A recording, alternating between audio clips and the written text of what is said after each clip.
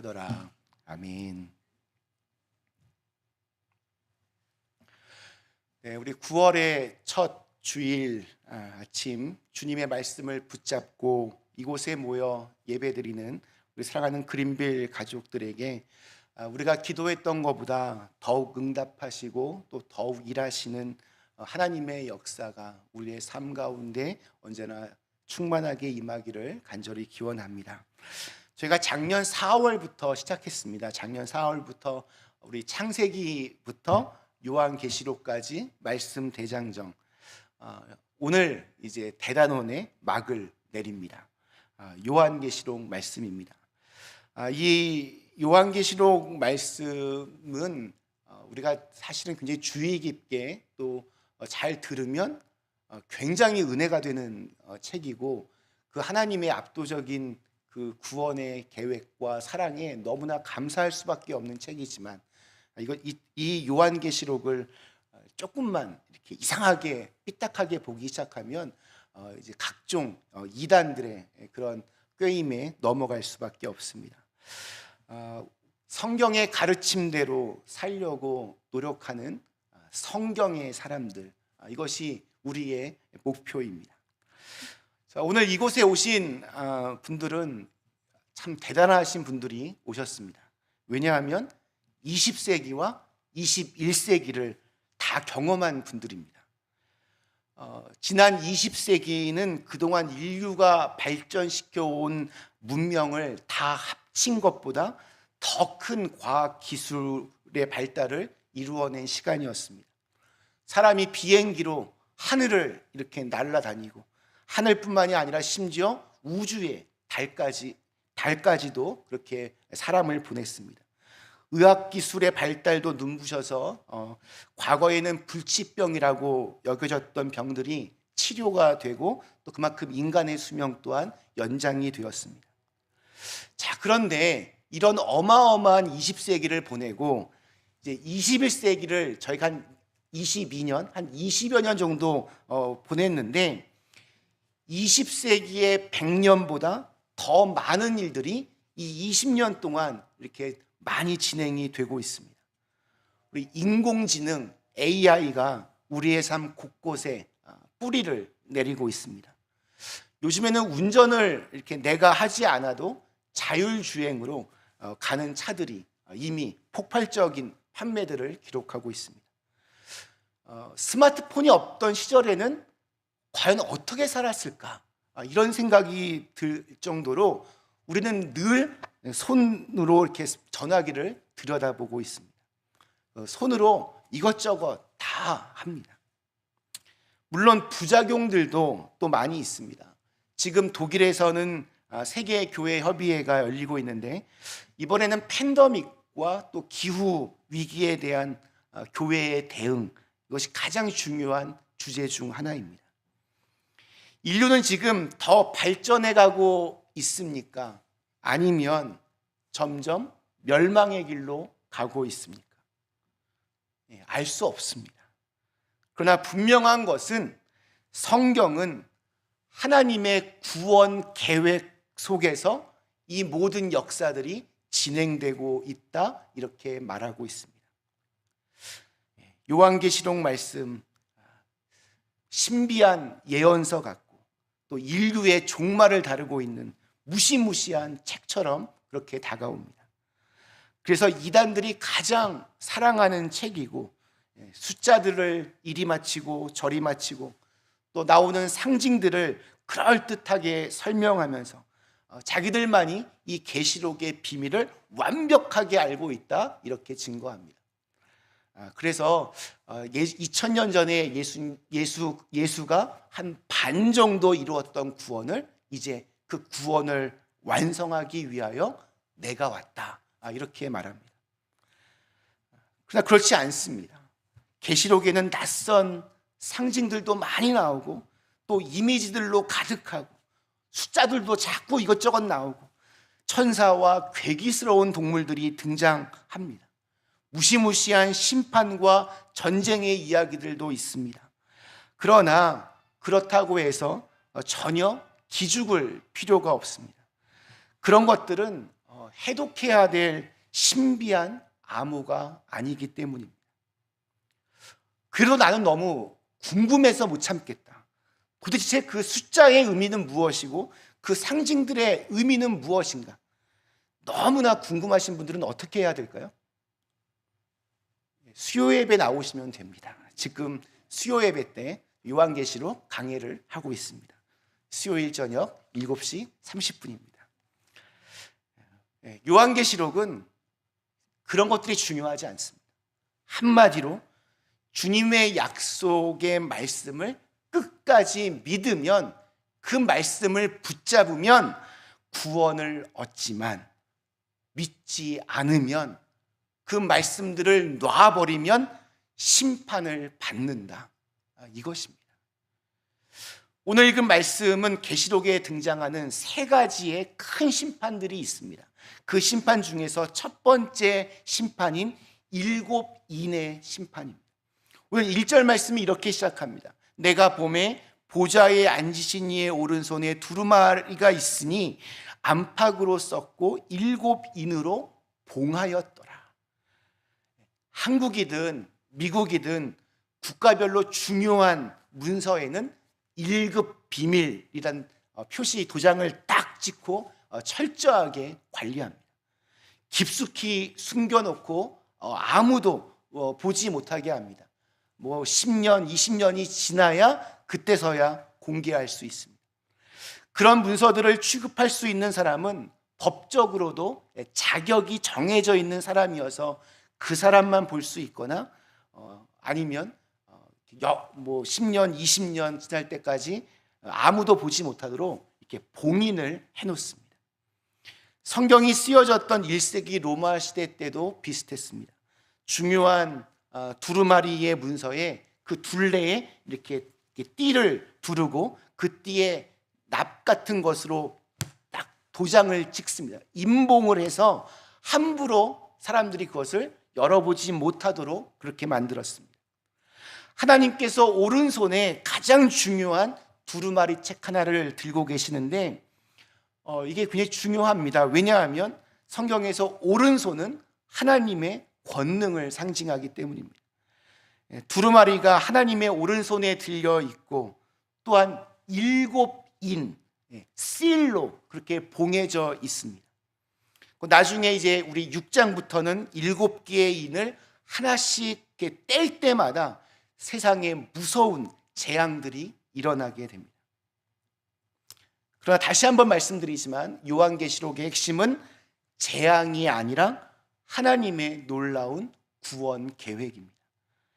인간이 아무리 바벨탑을 만들고 또 핵무기를 만들고 첨단 과학으로 무장을 해도 결국 역사는 한치의 오차도 없이 하나님의 계획 안에 있습니다. 하나님께서 환상 가운데 요한을 통하여 이 책을 보여주시는 이유가 무엇입니까? 그것은 당시 교회가 로마 제국이라고 하는 거대한 물결 속에서 마치 거대한 산이 그 길을 가로막고 있는 것처럼 교회를 힘들게 하고 그 길을 막아섰기 때문입니다. 로마는 고대 사람들이 생각하기에 인간이 이룰 수 있는 가장 위대한 사회였습니다. 여러분, 이탈리아 로마에 가보신 적 있으십니까? 저는 가본 적이 있을까요? 없습니다. 사진으로만 봤습니다. 그래도 사진으로만 봐도 그 수많은 유적지들을 보면 그 옛날에 어떻게 이러한 것들을 만들어냈을까? 정말 놀라울 따름입니다. 로마 사람들이 보기에는 더 이상 이룰 것이 없을 만큼 모든 것이 풍족한 사회였습니다. 그러한 로마라고 하는 거대한 제국 앞에서 교회는 너무나 초라해 보였습니다. 아무리 하나님의 구원이 위대하다고 해도, 아무리 위대하신 하나님을 믿는다고 해도 그 1세기, 그 당시 예수님을 믿는 사람들은 많은 경우가 대부분 배우지 못한 사람들, 가난한 노예들, 힘없는 부녀자들이 다수를 이루고 있었습니다. 사회를 이끌어가는 그러한 사람들 중에서 예수를 믿는 사람들은 극소수였습니다. 게다가 당시에는 박해의 물결이 아주 강하게 일어났습니다. 요한계시록이 쓰여진 시기는 대략 90년 정도로 추정하는데 도미티안이라고 하는 사람이 로마의 황제로 있을 때였습니다.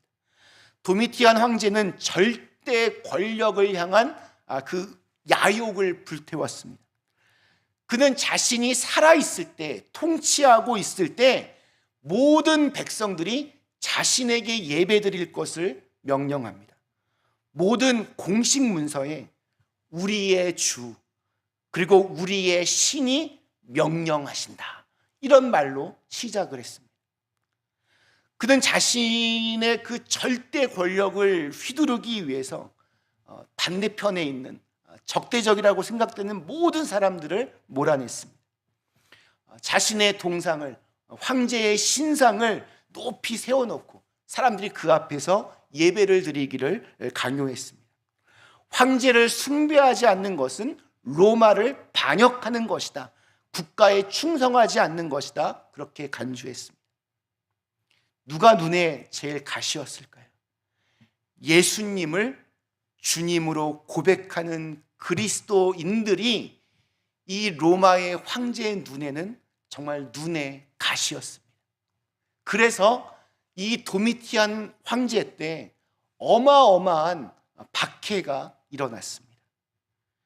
이러한 상황 속에서 사도 요한이 하나님의 부르심을 받고 또한 환상을 보면서 이 요한계시록을 썼습니다. 그때 많은 도시에 이미 교회들이 정착을 하고 있었지만 네로 황제 때부터 시작된 박해로 시달리다가 이제 도미티안 황제 때에는 재산을 몰수당하고 사자굴에 던져지고 그래서 지하 동굴로 몸을 피신하기도 했습니다. 하루, 이틀, 일주일, 1년, 10년이 아니라 거의 200년, 300년 동안 그렇게 지하 동굴에서 숨어 지냈습니다. 사도 요한 자신도 예수 그리스도의 복음을 전하는 것 때문에 붙잡혀서 굉장히 노년의 나이였음에도 불구하고 반모라고 하는 작은 섬에 갇힌 신세가 되었습니다. 이쯤 되면 예수 그리스도의 복음은 아주 초라하게 느껴질 수밖에 없었을 겁니다. 교인들 마음속에는 이러다 교회 망하는 거 아닌가, 이런 두려움들이 자리 잡고 있었을 겁니다.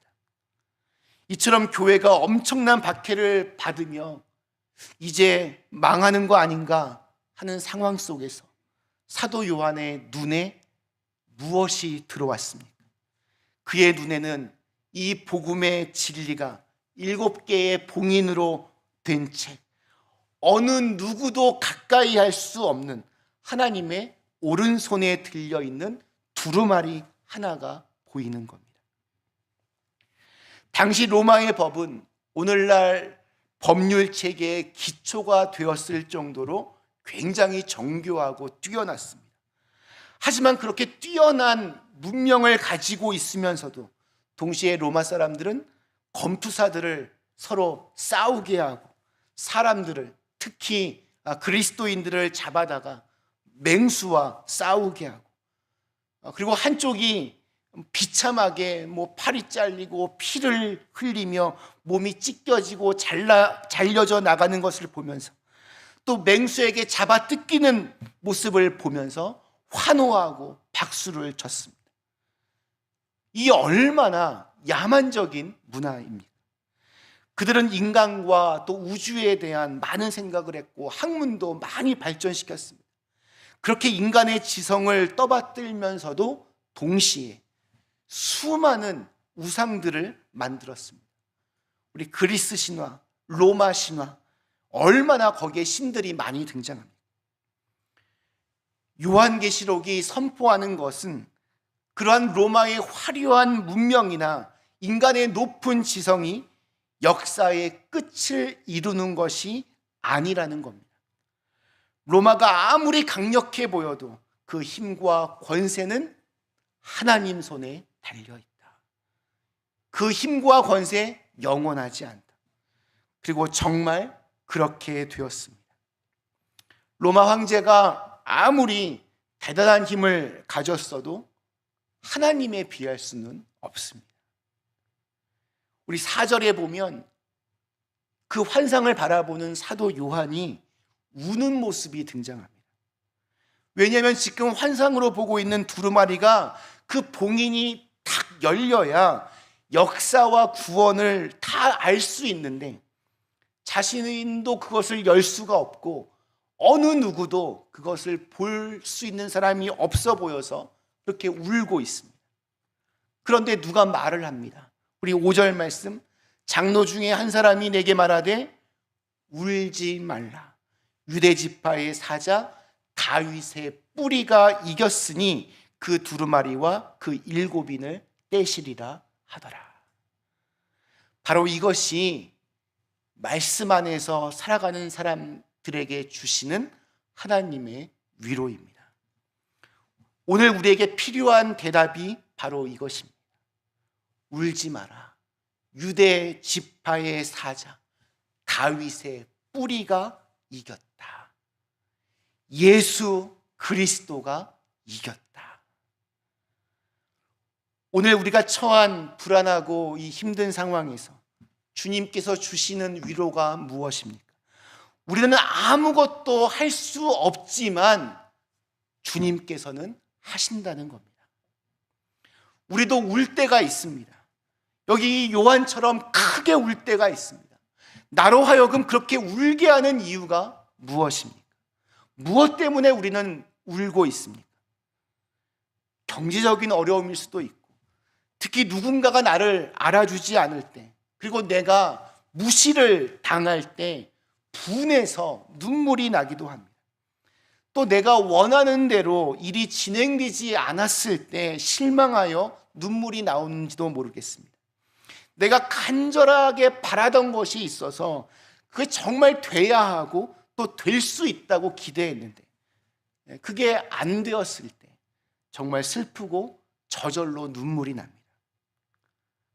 그러나 그러한 때일수록 눈을 들어서 하나님의 보좌 앞을 바라봐야 합니다. 우리의 진짜 소망이 무엇입니까? 주님께서 이러한 상황에 그냥 가만히 계시는 것이 아니라는 바로 사실입니다. 주님께서는 반드시 구원을 이루어 주십니다. 바로 이것이 우리의 기쁨이 되고 또 위로가 됩니다. 우리를 위하여 죽임을 당하신 어린 양 예수 그리스도께서 그 두루마리를 취하십니다. 역사의 주인이시기 때문입니다. 그리고 또 하나 놀라운 장면이 오늘 말씀 속에 등장합니다. 우리 8절 말씀. 그 두루마리를 취하시면 네 생물과 24장로들이 그 어린 양 앞에 엎드려 각각 검은고와 향이 가득한 금 대접을 가졌으니 이 향은 성도의 기도드리라. 우리의 기도가 그냥 싸구려 대접도 아니고 금 대접 안에 담긴 아름다운 향기가 되어서 하늘로 올라간다는 겁니다. 우리가 드리는 기도는 결코 땅에 그냥 떨어지지 않습니다. 하나님은 다 듣고 계시고 다 알고 계십니다. 주님께서 우리의 기도를 얼마나 소중하게 여기시는지를 오늘 말씀을 통해 알 수 있습니다. 물론 우리가 막 세게 샥 하면서 이렇게 기도하기 때문에 뭐가 되는 게 아닙니다. 뭐든 하나님께서 해 주셔야 합니다. 그러나 하나님은 우리가 또한 간절하게 기도하기를 원하십니다. 그래서 이 기도의 금 대접을 보여주심으로써 기도가 얼마나 중요한지를 우리에게 알려주십니다. 지금 우리의 진짜 문제가 무엇입니까? 우리의 진짜 문제는 우리가 겪고 있는 이 팬데믹, 이 지긋지긋한 팬데믹 상황이나 경제적인 어려움들이나 또 육신의 질병 같은 것들이 아닙니다.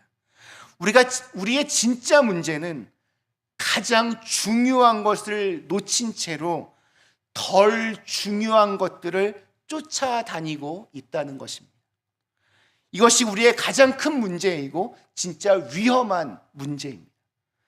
그래서 그 결과로 우리의 영혼은 점점 고갈되고 또한 그래서 불안합니다.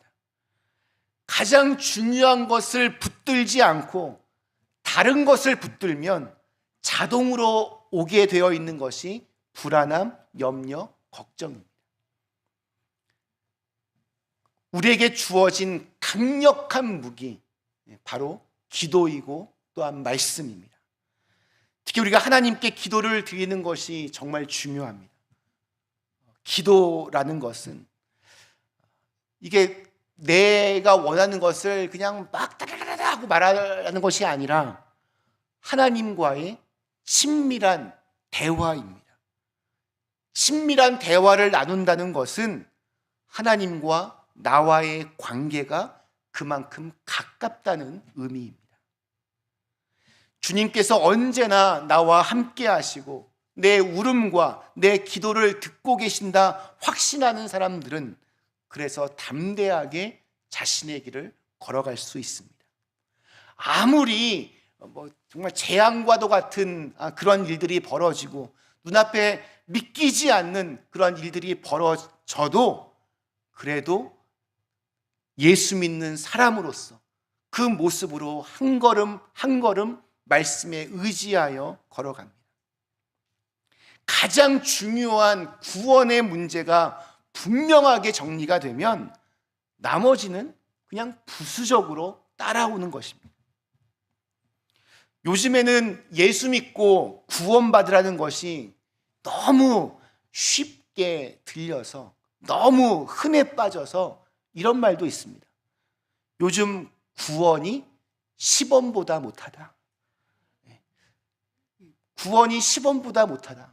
근데 정말 우리들의 마음속에 약간 이러한 분위기들도 있는 것 같습니다. 결코 구원은 시시하지 않습니다. 싸구려가 아닙니다. 우리를 구원하시기 위하여 예수님은 죽음으로써 그 길을 열으셨습니다. 우리가 예수를 믿어 구원을 받았다는 것이 어째서 시시한 일이 되겠습니까? 인생의 가장 중요한 문제를 우리는 해결한 것입니다. 말씀 마치겠습니다. 우리 사랑하는 그린빌 가족 여러분, 우리 창세기부터 요한계시록까지 말씀 대장정, 오늘 마지막 종착역인 요한계시록 말씀을 함께 보았습니다.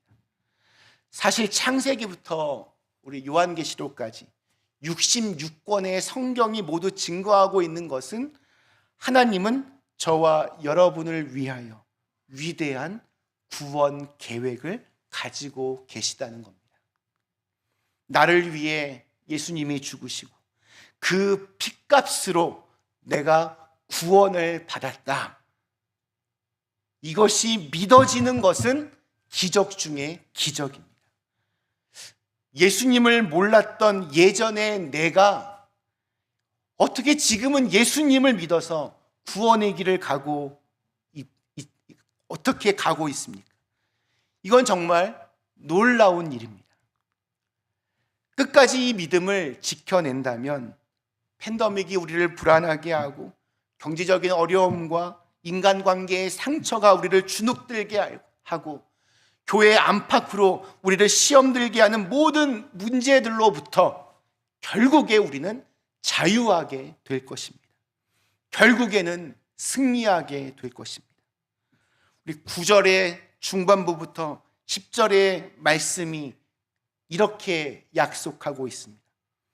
그 말씀의 주인공이 바로 예수 믿는 저와 여러분입니다. 이 말씀으로 오늘 설교를 마치겠습니다. 일찍이 죽임을 당하사 각 족속 방언과 백성과 나라 가운데에서 사람들을 피로 사서 하나님께 드리시고 그들로 우리 하나님 앞에서 제사장을 삼으셨으니 그들이 땅에서 왕노릇 하리로다 하더라. 아멘. 우리 이 시간에는